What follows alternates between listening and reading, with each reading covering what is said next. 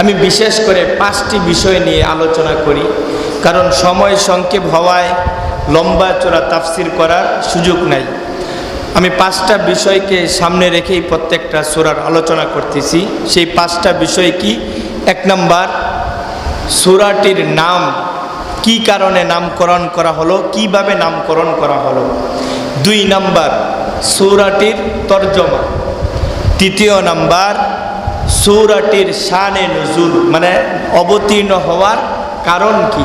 কারণ পবিত্র কোরআনের প্রত্যেকটা সূরা, প্রত্যেকটা আয়াত নাজিলের পিছনে কারণ আছে না নাই? আছে। 3 নাম্বার, এই সূরা থেকে আমাদের কি করতে হবে, কি শিক্ষা গ্রহণ করতে হবে। 5 নাম্বার, কি কি আমাদেরকে বর্জন করতে হবে। এই সংক্ষিপ্ত কিছু আলোচনা প্রত্যেকটা সূরা নিয়ে করার চেষ্টা করতেছি।